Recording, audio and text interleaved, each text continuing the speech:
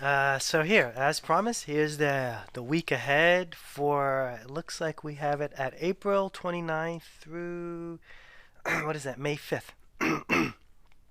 um, Looks a little tough again. This is the second week that's going to be a little tough.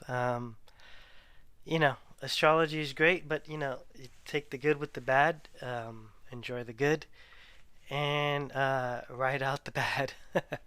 Not so bad. It's just I just see a lot of squares and oppositions, which is fine if you know the process. So you have to know the process. But when you're in the process, it's a different story. Um, because I don't know most of you who know me, but I'm a captain. I used to live aboard a sailboat and ride out storms like crazy. And you know, we did all the forecasting, weather prediction, all this stuff on the boat, and then we set out to sea, and we knew the storms were gonna come. So it'd be like, okay, 10-foot waves and you know 20, 30 knot winds. Well, you know what? It's 15-foot waves, 30, 35 knot winds. So it's a little different. Yeah, so you just like, but it's there, so you just ride it, and it's coming, and there's a variable. But when you're in it, you're not really like happy thinking like, oh, I forecasted this, so this is great. No, that doesn't work. You're in it and you're in the shit. But it's part of getting through to the other side. So um, let's try to look at this and make some sense because you know squares, right? But it's hitting one point, which so we're gonna go over it and just at least see the process, and then like figure out how to ride that one out. All right, so let's jump up here. So first thing, the Saturn Pluto thing is like they're going to be both in retrograde now with the South Node. South Node's also going to be retrograde. All right. So that whole Saturn Pluto conjunction, South Node, da da da da, is retrograde. So like internal. And I showed you the retrograde symbol before. It's the sun. Look, it's right here. This is station retrograde, which means it's halting forward momentum, and then it's station, and then it's gonna then continue reverse or retrograde momentum. So that's what SR means. But if you look at the R, it looks like a prescription symbol. So when I say retrograde, I always say you're gonna take the cosmic influence internally. So that's kind of what's happening. Um, yeah, that's my healing water from Saratoga Springs. So it's awesome. But anyway, if you've been following the weekly videos, you saw that there was this elixir, there was this intuitive messages that happened. Elixir with Jupiter in the Galactic Center. Then Venus went and taste tested and gave her expression of which was about healing. Either healing or still wounded, or so that area of healing with the feminine, and it could have gone wild, and then we saw that it could have possibly drove the masculine into escapism through intoxication, because the Neptune was involved there, and it was square Mars. Yeah, that was last week. So if you're just catching this now, go back. Also, before we move on, was mentioned this is sidereal astrology, so this is astrology that's aligned accurately with the constellations in the sky. Whereas tropical astrology, the mainstream astrology that a lot of people follow, all of that stuff that tells you like what color lipstick you should wear based on your zodiac sign, that crazy stuff. Yeah, so like this is not what astrology is for. It's not even used to be like, hey, what sign do I match with? That's all like just I don't know what that is, but that's not sidereal astrology. Sidereal astrology is an ancient practice, and it's actually the first science, and it's the merging of astrology and astronomy, which is how astrology was practiced. It was practiced where what was observed in the sky is what you see on your chart, okay, and then those mirror each other, and then you express the chart to someone, all right, because you're the one looking at the sky and matching it. Most tropical astrologers that I know don't even know how to map out a constellation in the sky, nor they have even looked through a telescope or even own a telescope. So that's sort of what I am driving this sidereal astrology boat, because I believe that if you practice astrology, you should it should be connected with the stars, because astrology means astro, stars, celestial, ology, the study of, astrology, study of the stars. So if you're doing tropical astrology, you're not studying the stars, you're studying the planets based on the seasons. So true sidereal astrology is true alignment with the stars in the sky. So I just want to make sure that's clear with you, because when you look at my signs, there'll be different sizes, because I use the true sizes of the constellations in the sky. All right, and based on my experience with sidereal astrology, is when you are really doing astrology that's aligned with the stars, you actually get to like a door opens up for you, and a door gets you into this whole cosmic consciousness, cosmic alignment, cosmic wisdom, and that is a whole new realm, which is our birthright, is to connect to the cosmos. So that's my practice with sidereal astrology, and that's what I'm bringing to you. And it requires work. It requires knowing your constellations. It requires looking up in the sky. It requires connecting with the sky. So that's true sidereal astrology. So just want to get that out, because stuff is happening. Like, yeah, and that's why when I see these tropical things, with lipsticks and lollipops, like on Instagram, like what candy bar is the favorite of each zodiac sign? I mean, for real, man. I mean, seriously, that's crazy. That gets me so upset. So anyway, and I'm taking it out right now. So let's move on to this forecast so we can make it short and sweet. Um, so Saturn goes into retrograde. Pluto's already in retrograde. All right, so that's like all that transformation, restructuring is all retrograde. All right, and then we come down here, and then after Mars had that situation with Neptune, now we see Mars is in sextile. There's a sextile with Mars and Mercury. So now Mars is expressing, wounds because something happened, right? So then now Venus already had that time with Mercury, because Venus was conjunct Chiron in, I forget what it was. It in Aquarius? It was in Pisces, I think, before. She's still in Pisces too, with the Moon and Chiron. So yeah, more interesting. I was looking at the chart.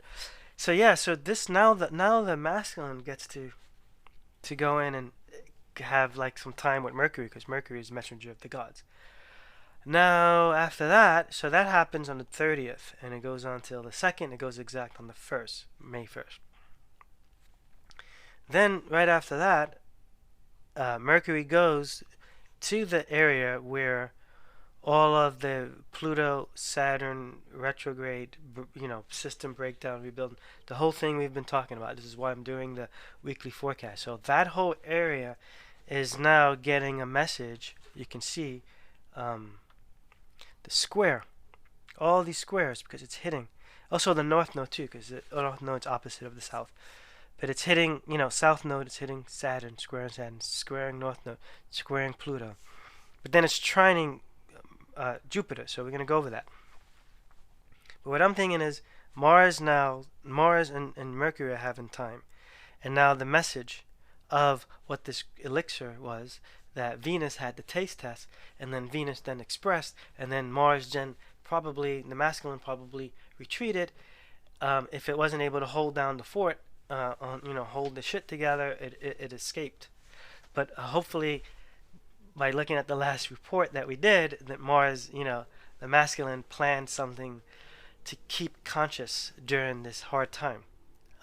So depending on that, Mars expresses that with Mercury. Mercury then brings it over to the teachers, right? Pluto and Saturn. Those are the teachers. Those are the ones that are breaking the stuff down right now and rebuilding. So we're that's the time we're in. So that's all square. So this is tough conversation that involves probably, I'm assuming, Mars. So Mars' experience with the Venus awakening, the healing, Mars escapism. Mars comes back and says, here's my experience, what the F, it's hard, this, that, what, that, all that stuff happens. Now, and you can see the dates, it's all happening at the same time because they're all in the same part of the sky, they're all conjunct. Okay, but the Pluto one, yeah, happens on the 2nd through the 3rd, so yeah, one day. This is going to be an interesting beginning of the week. But the good news that I see here, Mercury trines Jupiter. We know Jupiter's in the Galactic Center, right here. And it's retrograde, so it's mixing again. So now Mercury gets to go back to Jupiter in a good way and say, here's the word on the street. Here's what Venus told me, here's what her experience was, here's what Mars masculine told me, here's what his experience was. This was the first taste test of the elixir. Here's what needs to happen. Because I just met up with the teachers. I met up with Pluto. I had a hard conversation with Pluto. I had a hard conversation with Saturn. Now we got to mix this up again. Okay, and now that happens, right? So here we go. Boom, boom. The date, back up. 2nd through the 3rd. Now Mars opposes the Jupiter. 4th through the 5th. So Mars now is like, opposing could be okay if you can balance it, because it's just two this weights. It's like a seesaw. So it's like, so now Mars has to practice, true chivalry and say, look, like, hey, I know you're mixing the elixir. I got beaten up. I'm a warrior, but I got beaten up, and it doesn't feel good. And if I know you had a conversation with Mercury, because I did too. Mercury went to the great teachers, Saturn and Pluto, because they're the ones in charge of the whole rebuilding process. So hey, like this is what this is. Now you heard it from everyone. Now you're hearing it from me, because like I'm the one that had this experience, right? So now it's doing that seesaw thing, right? But it's all good, right? I think it's good, but it's hard. It's vulnerable for the masculine. So yeah, that's a process that you're gonna have to go through. So I think if you were able to avoid that escapism on the, what was it, the 25th or something last week, then you might have like a more like a chivalry, more royal, more gentleman-like way of saying, like, it's not cool, whatever that is, like, so that, and then then it looks like here at the end, right at the end of the 5th, Venus squares the north node. So I bet if we move it further along, it's also going to square the south node following week. So Venus will also be at some point. If we look next week, I'm going to see what that is, and Venus might have time with the teachers or the elders and express that stuff. So this is now work. This is work. May looks like it could be work for us. And May 4th is the new moon. So yeah, so that can all tie in, and I wrote down, I'm going to do a new moon video hopefully, but it is about Venus being responsible, and it is about taking a step back, because that was the whole Pluto Mars thing that I wrote about. There's a Merkaba formation, so I'm actually going to probably do a video on this one, because I wrote a lot here. I don't know if you can see. But I can't cover it in the week ahead. But yeah, there's a lot there. Okay, so I think that's it. Yeah, so again, SiderealAstrology.com. Sign up on the email list, Facebook group, Sidereal Revolution. It's pretty awesome. It's a great forum for all of us to share. And then YouTube, subscribe, hit the notification bell, see the next videos that's coming out. And then also, these videos, these readings. This is general, but you can do this with your natal chart, and then you can see how all this stuff is hitting your natal positions, which is then you can see how it's affecting you personally, and then you can write it out even better. All right, so you can sign up on my website for that. I think I have it for $20. It's a recorded reading. You sign up, and then I record it for you, and I just email it to you. So it avoids the whole you know, going on Skype and Zoom and all that stuff. All right, this is going to be an interesting ride for the next 2 weeks. Okay, so I'll see you on the next one. Okay, thanks. Bye.